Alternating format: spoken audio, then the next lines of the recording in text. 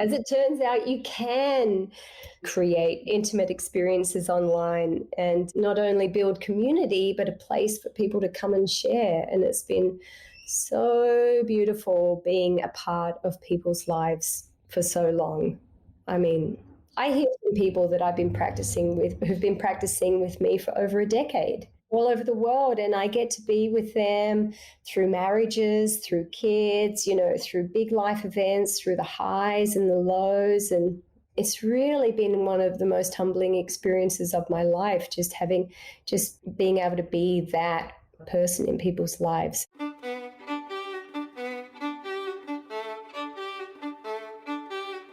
Hi, I'm Derik Mills. Welcome to the Glow Podcast. This week's episode features a conversation with the first yoga teacher on the Glow platform, Jo Tastula. And she and I discuss how that came to be prior to us posting her first 3 classes on Glow in November 2008. Jo, a mother, daughter, seeker, joined me from her home in Australia to discuss how she has evolved as a teacher, how she unpacks the complex meaning of yoga, her experience teaching online, early childhood mystical experiences, and coping with the death of her parents.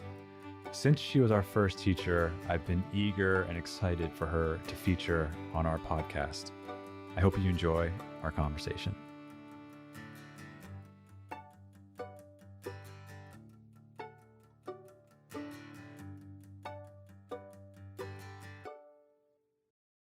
Hi, Jo. So great to be here with you.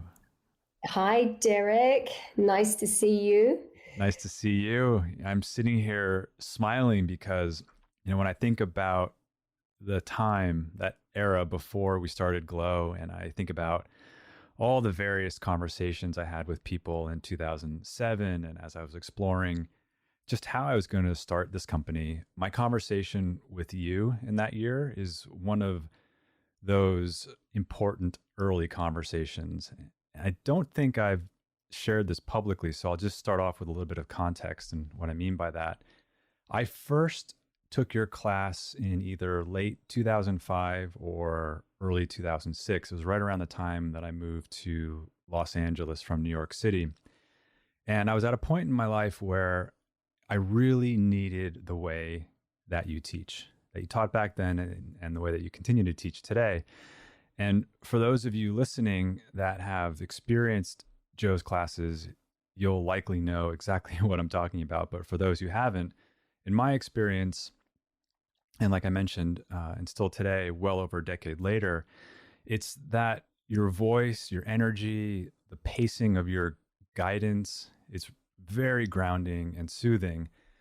It's hard to put to words, but there's an energy and intention coming from you when you're teaching that ultimately invites my body to say to itself, like, okay, big exhale. Okay, now is the time to take time for myself. Now is a moment to care deeply for myself. Now is a welcoming time to access vulnerability, to be open to inquiry and observation for how my body, mind is feeling in the moment, and to move and breathe through whatever is coming up in that moment.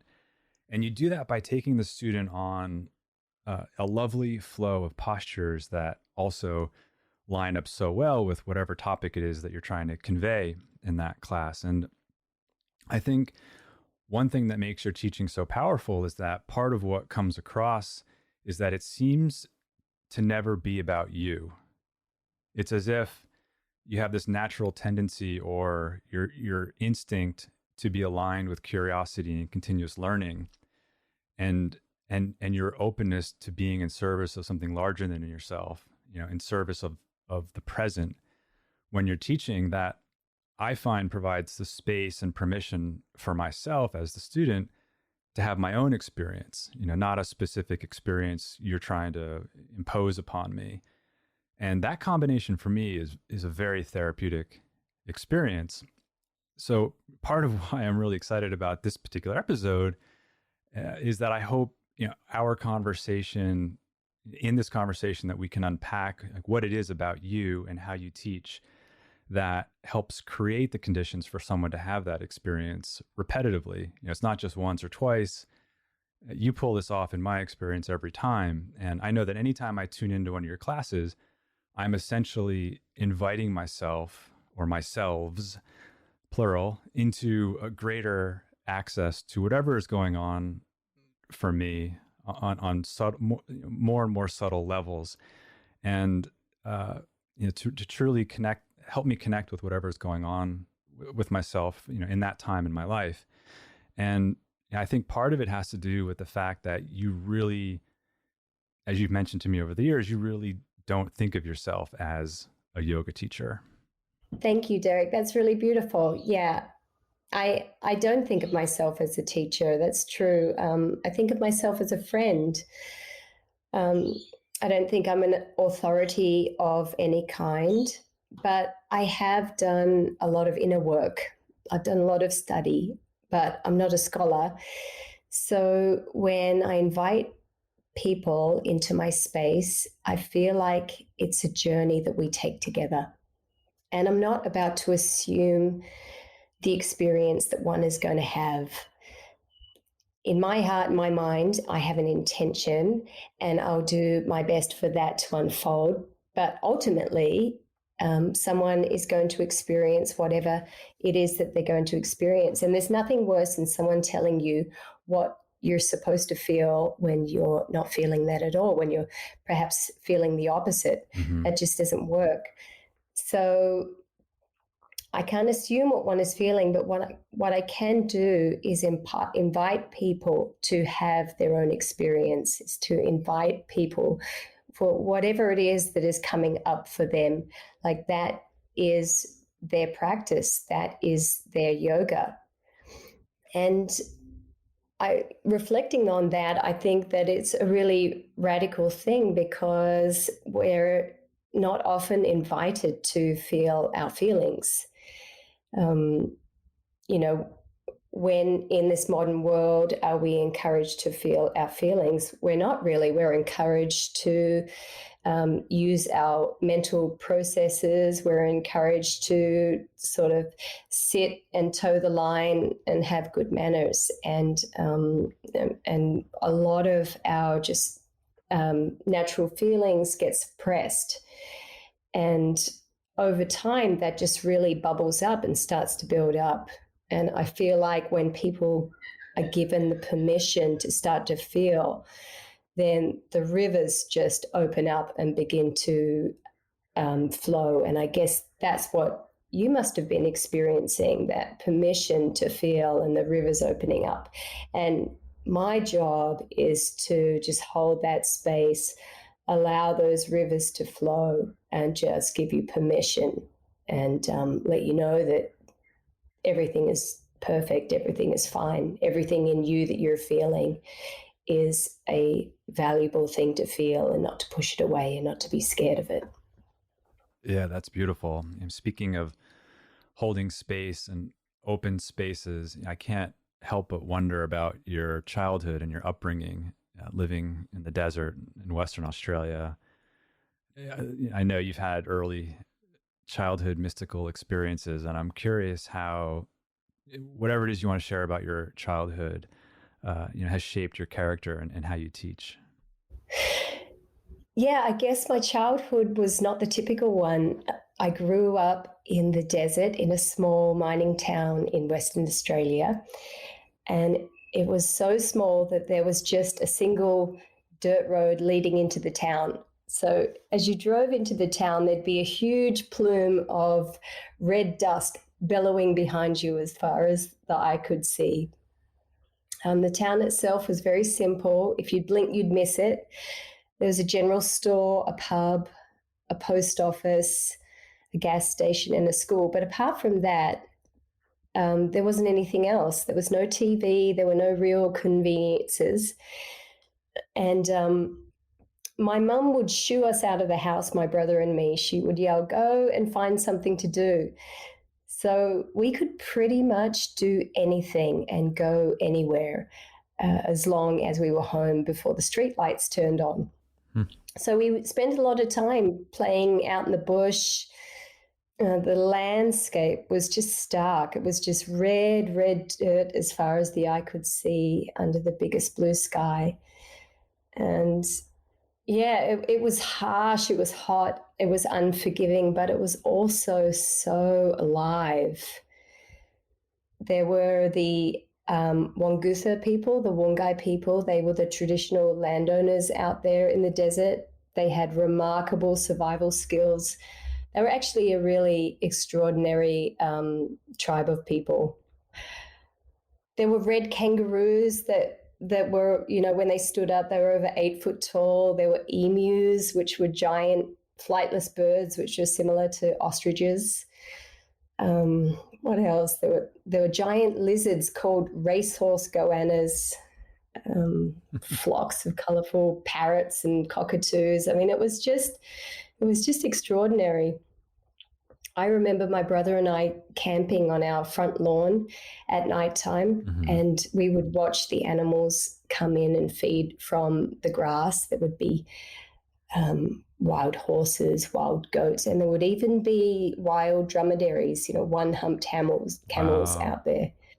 Yeah, so it was magical. It was so magical. And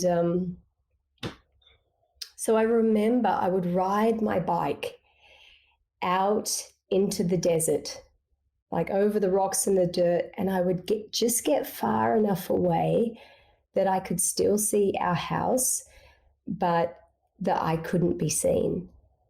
And I would sit behind a little bush to get protected from the wind. And I would just sit there for like an hour or so, not talking, not playing with any toys. I mean, perhaps just poking a stick in an anthill or drawing a pattern in the sand, but just sitting there. How old are you roughly at this point? I would say I would be about 7 or 8. Yeah, I would just sit there. It was very zen in a way. And reflecting back, what I think I was doing was connecting to the spirit of the land, like occupying that silent space that exists beyond language and beyond conditioning. And just being one with the desert, just being one with the energy of the desert. Had you been exposed to any rituals or practices that introduced you to land spirit by the traditional landowners you referred to earlier? Yeah, I mean, I sensed that they had a connection to the land. I sensed that they had a connection to the animals and the plants, and they had a culture that I was very drawn to. And I also sensed, there was a camp right across the road from us. We had a neighbor on one side, but the rest of our house was just the neighboring desert. And I would hear songs by the campfire at nighttime. And the dream time for the Aboriginal people is a way of understanding the world and the creation of the world. And I can't help but think, as I would lie there in bed, that my consciousness would become entwined in that dream time. And very much when I was little, I felt a merging of my own dream life with my own wakeful life. But there was one very distinct mystical experience that I do remember with an Aboriginal elder. And I must have been about 8 or 9 years old, I guess. And I was walking out in the bush with my cousin, and she was just a couple of years older than me. And we came across an Aboriginal man who was sitting by a campfire, and he was carving some wood and making a boomerang, which is a traditional weapon used for hunting, like kangaroo or goanna. And I remember he had on a white singlet top, he had muscular arms, he had deep lines across his cheeks and his forehead, and he didn't look up at us when we came close. there was such an intriguing feeling in the air. Like ordinarily I would have been scared coming up on a stranger in the bush, but I didn't feel any fear. And this is where my memory takes me into a very strange direction, and why I believe it was a mystical experience. I remember sitting behind a tree, like I was spying on the old man as he was working the wood by the fire. And my next memory is waking up next to my cousin to find that the man had vanished. But it was not only that he had vanished, also the fire was gone and the chips of wood was gone, as though he was never there at all. And instinctively, I knew that that was a magical experience. Yeah, I've got chills. So your cousin was with you from the beginning? And did she have a similar experience? Did she note how much time had passed? You know, I actually haven't talked to her about this for a long time, so I'm not sure. I can't recall her experience of it. And what do you think happened in that gap of time? I think that this man was a spirit. I think that he was not really in the time that we were in. And I feel like somehow we were peeping into getting a glimpse into this space beyond time. That's what it feels like to me. I mean, it doesn't really make any sense. But then again, mystical experiences, they don't make sense. You know, your rational mind cannot make sense of them. But I do know that, you know, from that time, or from the experiences that I had on the land, I would search for magical experiences. I would search far and wide for magical experiences, for mystical experiences, because I knew that they existed. But when I would ask my mum and dad about these sorts of things, they would give me no real answers, no satisfying answers anyway. They didn't push on me any particular religious views or any worldviews, but instead they told me to just go and find out for myself. And although that was very confusing at the time, it definitely ignited and awoken the part of myself that was a seeker. How did you end up living in that area, and were your parents connected to the people, you know, who first inhabited that land? No, not at all. My dad was a mining engineer. My dad was actually born in Fiji, so he was part Fijian, but the town was a small mining town. So my dad worked on one of the mines nearby, which was why we were out there in the middle of nowhere. And I knew that there was a big disconnect between you know, the townspeople, the people who worked in the mine, and the traditional people who lived on the land. I knew that there was a disconnect, but at that time I was really unable to understand what it was all about. So as I would ask for information to try to link me in a little bit more into the spirit of the land, I didn't get anything. I didn't get anything from my parents because, of course, I don't think that they thought that there was a connection. Like for you to go and spend time with someone who could have helped maybe unpack or make sense of your experience, that probably wasn't readily available, I'm guessing. No, that's right. That's right. I mean, I definitely had exposure and access in one way, but I was always an outsider. There was not that opportunity to get in the inner circle and really learn the traditional ways. So I learned from the periphery, and a lot of what I learnt, I think, was just via osmosis and just being so open as a little kid, very, very open to, I don't know, energy, for lack of a better word. And, my mind was very much in touch with the imagination realm, with yeah, my mind was open. So I feel like that is one way that I learnt, or that's one way that I sort of got access. Hmm. Not a very satisfying way, trying to talk about it, but as a kid, I think it was very powerful. Yeah. Well, as you said, those experiences don't lend themselves well to words since they're of a different realm. Yeah, that's right. And as I try and talk about it, I feel quite clumsy because it's true that that did exist in a part of myself where there was no language. Because there can't be language when you're in those spaces. There is no language. There's no real mental processes. You're existing outside of that little limited sphere. Yeah. Yeah.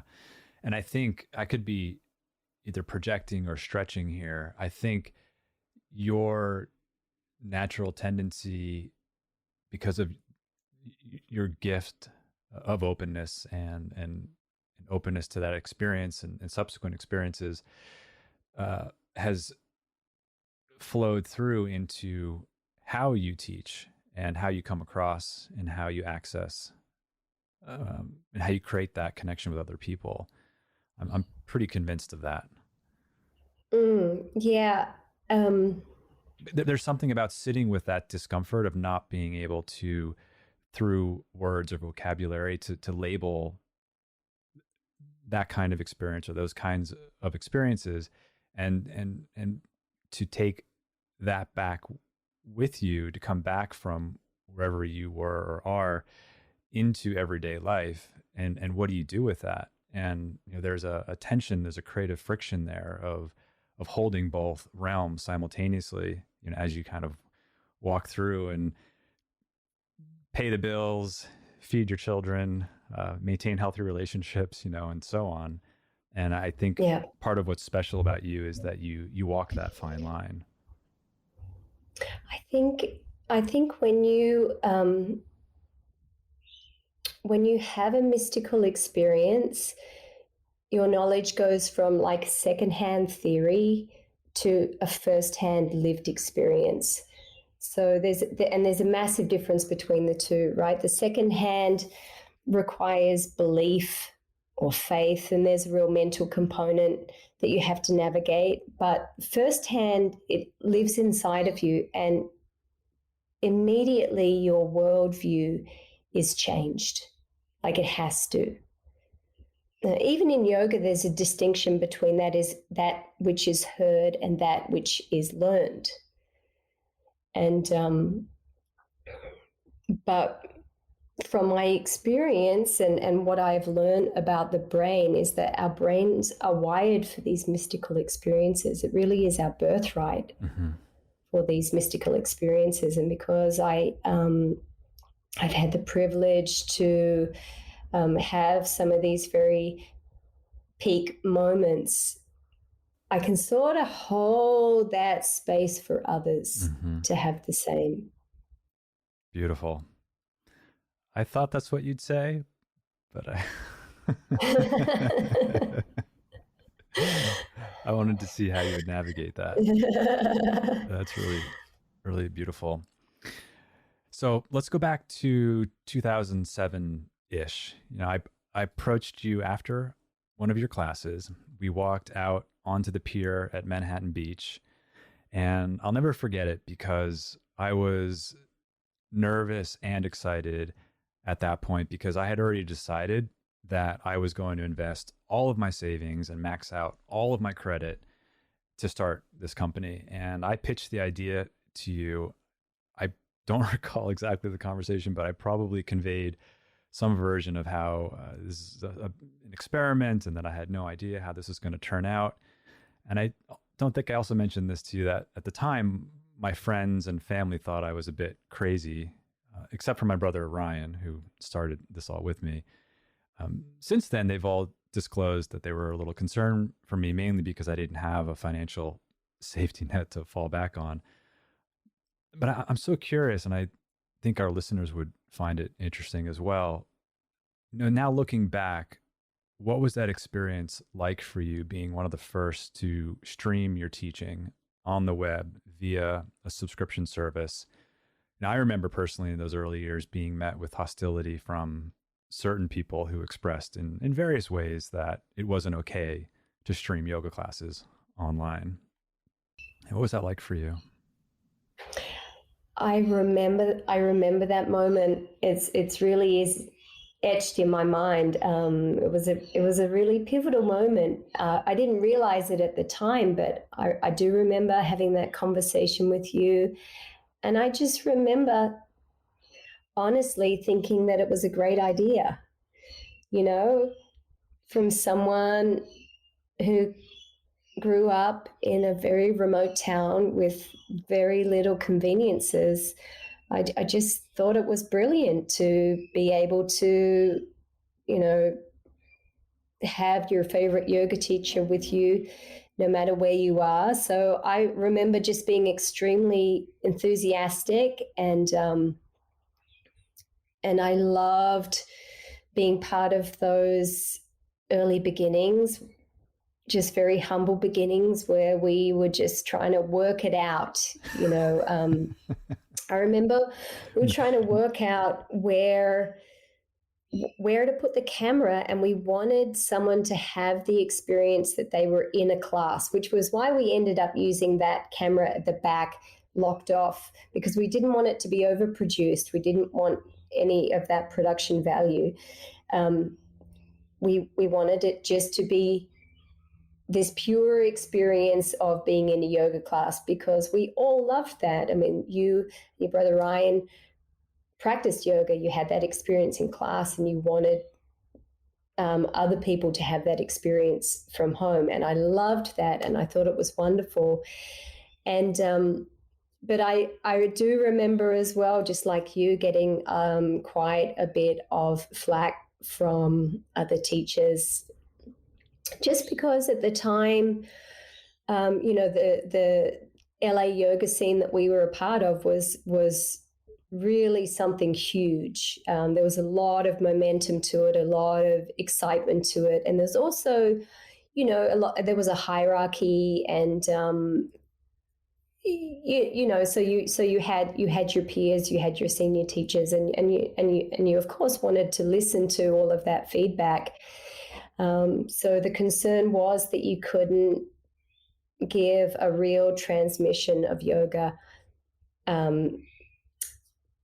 over the internet. You had to be face to face, and but thankfully we were both really naive and didn't take on board that criticism too much, because as it turns out, you can share intimate experiences online and not only build community, but a place for people to come and share. And it's been so beautiful being a part of people's lives for so long.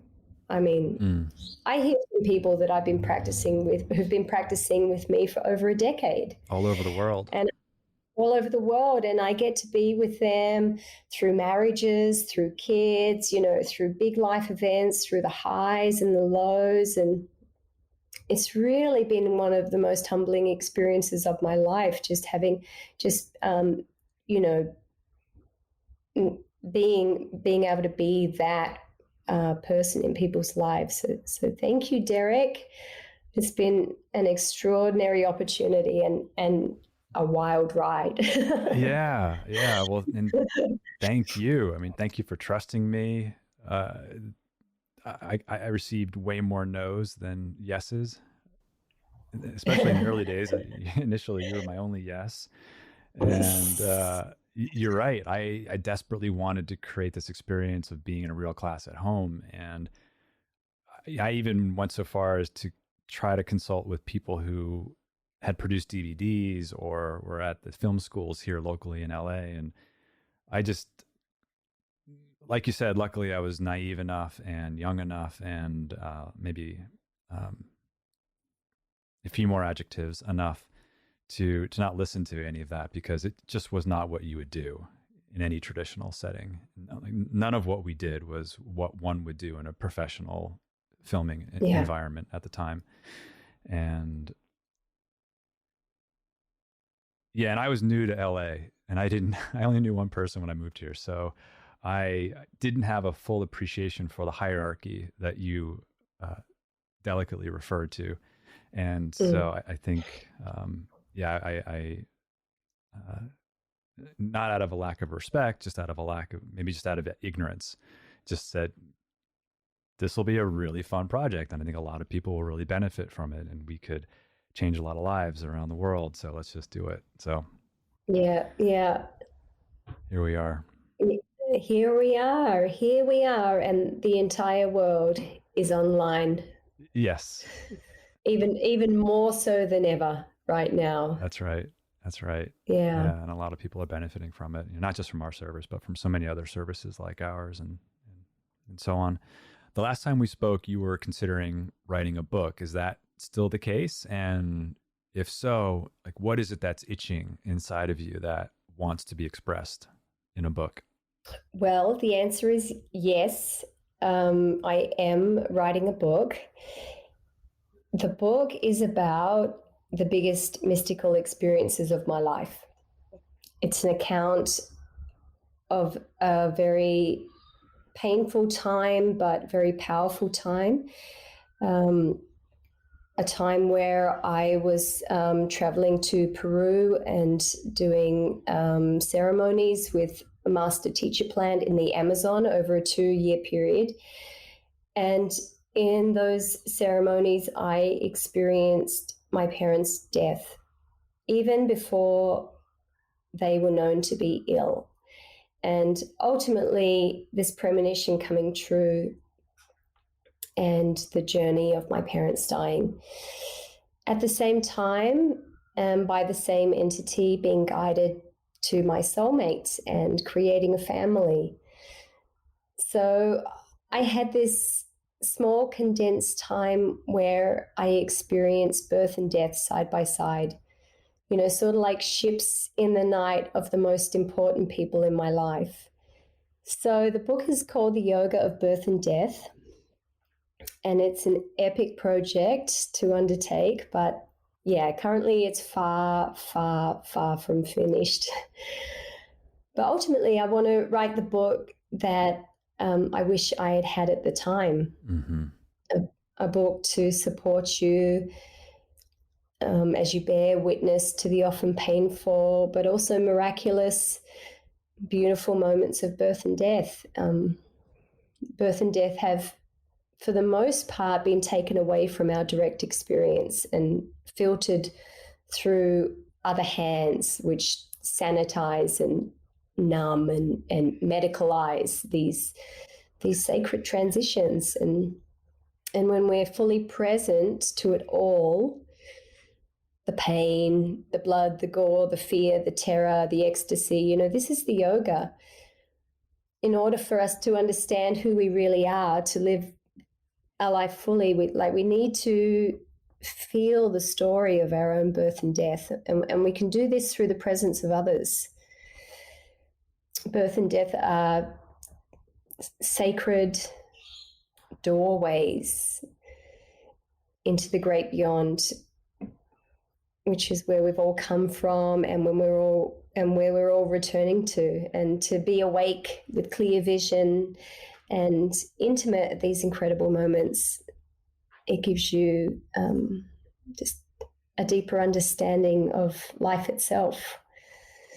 I'm sitting here nodding. I can't stop nodding. I can't wait to read this book. I'm resisting the temptation to. You said so much that I want to pull on all those threads, and I'm guessing if I were listening to this interview, I would wish that I would do so. But let's wait. Let's wait until you get closer to publishing the book, and we can go deeper on some of those topics.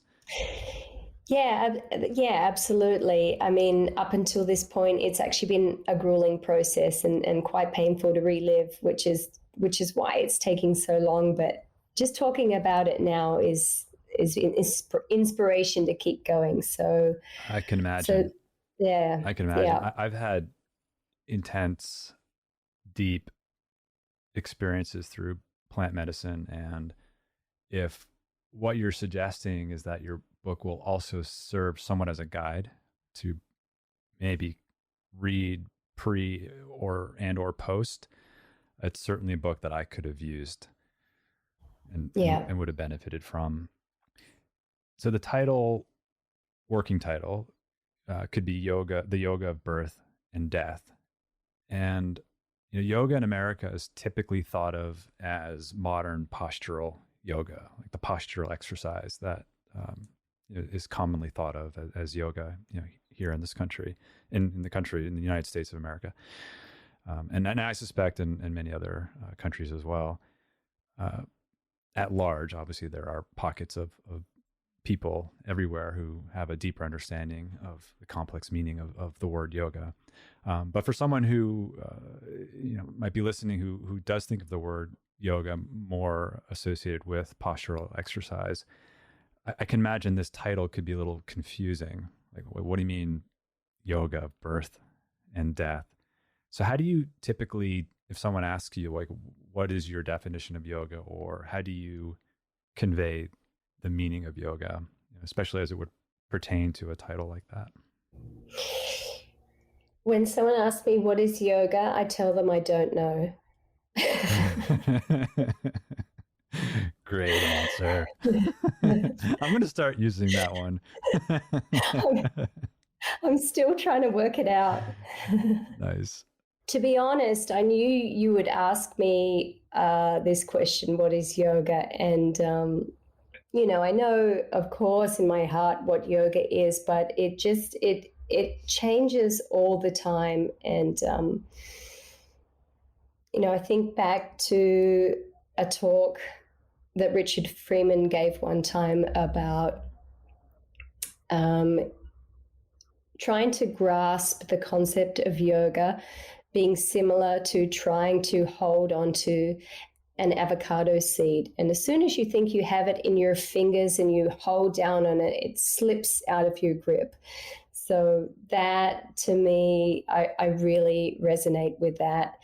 And when I try to get really studious and lean into the more philosophical landscape of yoga, it's so vast. So vast. This word has been used over thousands of years, and whose book was I reading recently? David Gordon White's book, and he does talk about that in the Sanskrit dictionary, the word yoga is the word that has the most definitions than any other word. Mm-hmm. And it can mean, from the most medial task to the most esoteric dimension and everything in between. So that leaves a lot of scope for personal for your own personal beliefs, which is really nice, which I appreciate. So for me, yoga is both the means and it's both the goal as well. So yoga is the thing that we do to create the yoga. So the yoga is the asana practice, the yoga is the pranayama and the meditation, but yoga is also the state that one can enter into, where we are with clear vision and see things how they really are. We're absolutely connected to reality. And when we are awake with clear vision, we realize that we are in relationship with all things. And relationship is really about intimacy. It's really about realizing that there is a process of taking in and there is a process of giving.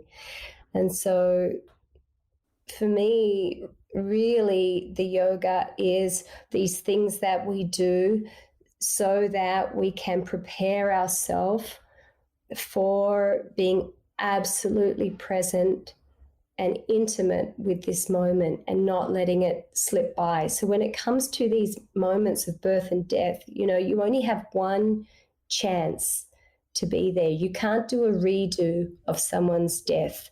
You can't do a redo of someone's birth.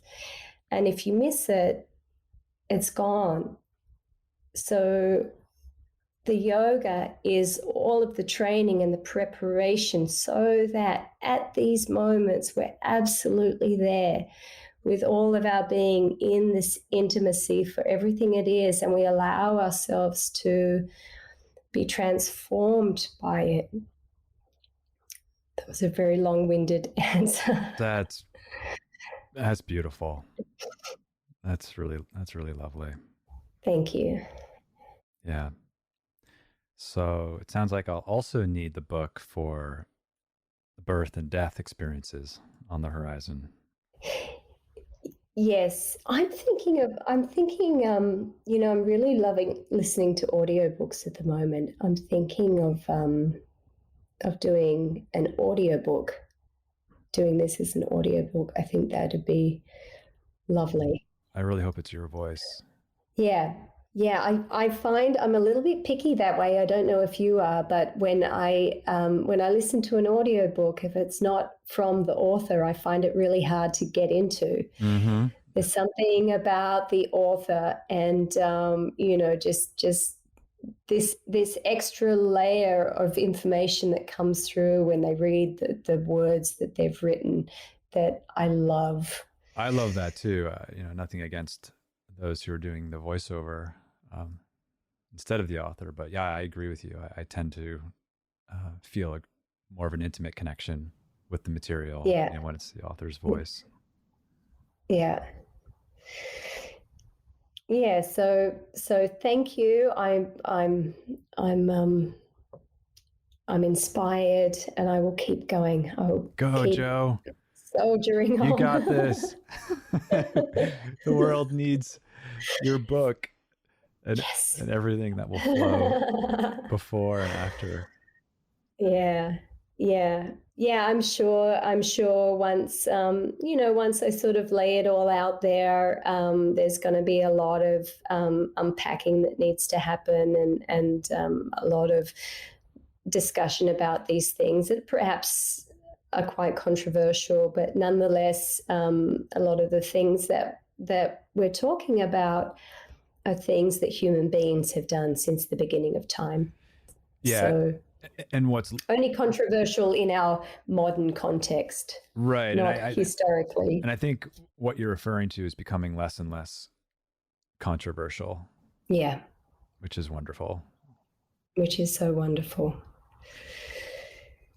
So when we look at, so you've been teaching now for a while, this thing called yoga, which you so eloquently defined, not defined. And I know that your virtuosity, I know you because of the fact that you have a virtuosity in how you teach, I know that you view the entire arc of your teaching, from having started to where you are now.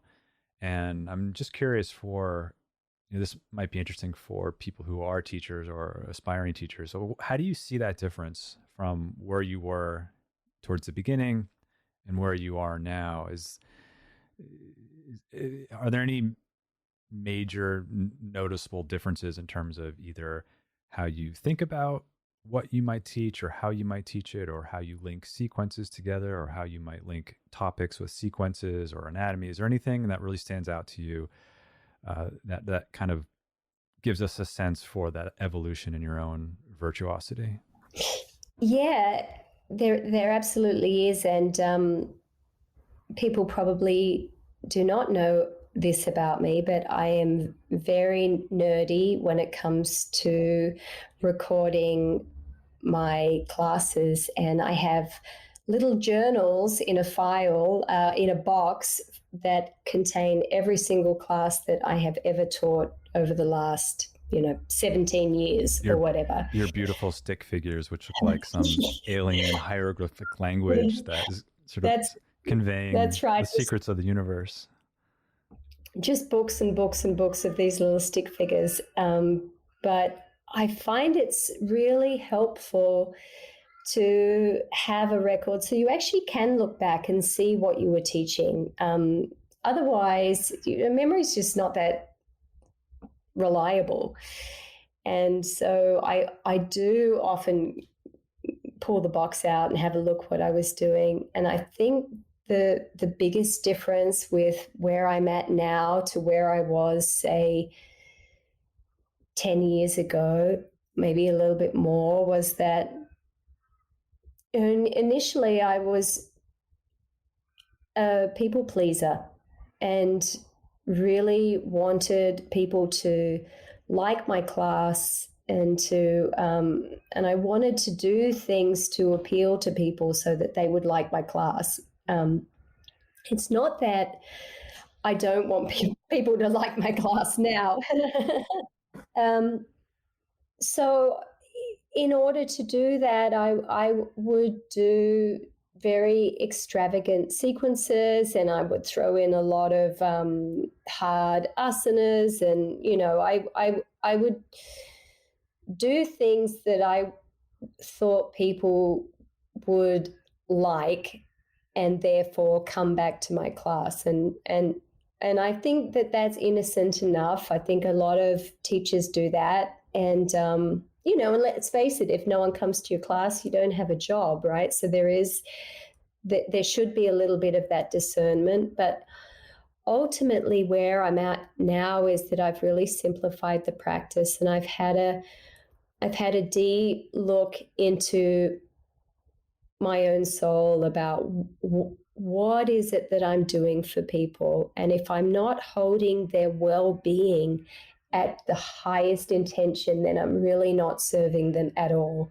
So I think that's been the biggest arc, is going from holding their opinion as my highest purpose to holding their well-being as my highest purpose. And that often just looks quite simple. It's often not that exciting and flashy as it once was. But I would say in the place of that is a little more depth and a little more opportunity to go beyond the physical and go into the subtle landscape, which is a lot of what we've been talking about. And for me, ultimately, that's the real space that we need to occupy to be in this place of yoga. I love that. Let's let that seep in for a bit. Well, before I ask you what your self-care non-negotiables are, I want to give a shout out to the work that you and your extremely lovely husband are doing on the app that the two of you have, where you have a lot of wonderful Dharma talks. Stu also has a powerful podcast on which sometimes you appear. Could you share a bit of, I just want to give Stu a shout out and the work that you're doing. So maybe you could tell us like a little bit about that, or direct us to where we can find it. Absolutely. Thank you. Yes, Stu is not only the love of my life, but the technical director of the household. And he is just such a beautiful person, and so with such an awesome work ethic, and everything that he does, he throws his complete heart and soul into. And I feel like he's sort of beyond his years. I mean, he's a little younger than me, shall I say, but his wisdom just exceeds his age. And so we've had a lot of fun creating this app, Yoga Heart Mind, and we want it to really be about the spiritual life in the domestic setting. So we talk a lot about family life in the spiritual landscape and practices and Dharma talks, and there's a lot of stuff on there. Stu also has his podcast, the Stuart Watkins podcast, but we're about to merge that with the Yoga Heart Mind. So that is going to be the Yoga Heart Mind. So we'll sort of have one little home for all of that to exist. Okay, Joe, last question. So what are your self-care non-negotiables? My self-care non-negotiables. So, I live a healthy lifestyle, and at this point it's quite effortless. But there definitely was a time where that wasn't the case. So back when I was trying to make some big changes to some old troublesome habits, I had major non-negotiables. I would go on these extreme cleanses. I needed to do a long asana practice, get regular body work, like all of these things. I really had to take care of my mental health. But now that machine is just so well oiled that day to day, I just need moments. Moments of feet on the earth, facing the sun, like moments of just tuning into my own dialogue, a little bit of movement, meditation. So I think now my non-negotiables are more of just being a good human. Like I want to evolve and break through the limitations and the conditioning and not pass them on to my daughters. And I think of my teacher Ram Dass. His guru Neem Karoli Baba told him to love everyone, serve everyone, and remember God. And for me, that's the holy grail of wellness. So they would be the non-negotiables that are quite, whether I'll ever get there is another point, but it's my guiding light of how I want to live my life. That's a wonderful spot to end our conversation. Thank you so much, Joe. Oh, thank you so much, Derik. So good to talk to you. Thank you to our entire team behind the scenes at Glow. I'm so grateful for your care and commitment to serving our members around the world. Thank you to our teachers for so beautifully sharing your gifts and talents. I'm also grateful to our lovely community of Glow members. You've supported us since 2008, and because of you, we get to continue to do the work we love. It's the combined support of our team, our teachers, and our community that grants me the privilege to continue to bring you the Glow podcast. Thank you to Lee Schneider, our Red Cub agency, for production support. And the beautiful music you're hearing now is by Carrie Rodriguez and her husband, Luke Jacobs. And remember, take care of yourself because our world needs you. Thank you for coming on this journey with me. You can find the Glow podcast on Spotify, Apple Podcasts, or glo.com/podcast, or wherever you listen to your podcasts. I'm Derik Mills.